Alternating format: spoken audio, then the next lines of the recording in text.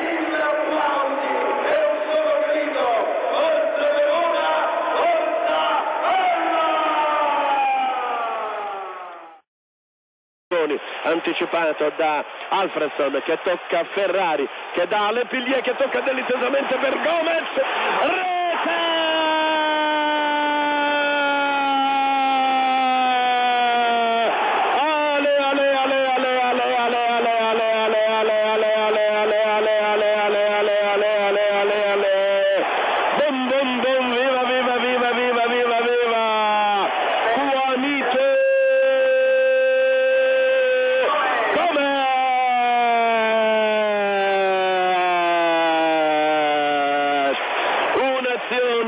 Assolutamente stupenda, servizio di Alfredson per Ferrari che ha toccato all'indietro per Le Pilier, che al volo ha liberato Gomez alle spalle dei difensori centrali vicentini, e Juanito Gomez al volo ha superato Frison battendolo sotto l'incrocio dei pali dalla parte stessa del portiere vicentino. Calcio d'angolo adesso per il Verona che si è subito riportato in avanti, batte Le Pilier, abbatte!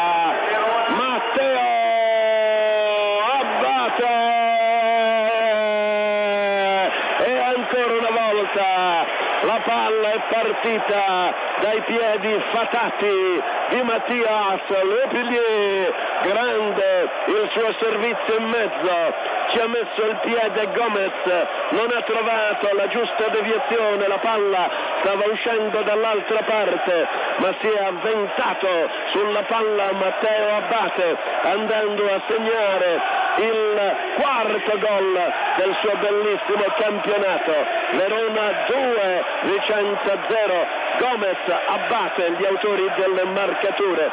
Verona che sta giocando una sontuosa partita, praticamente la prosecuzione ideale della trionfale partita di Torino. Forza ragazzi, c'è ancora da giocare, siamo al 25esimo.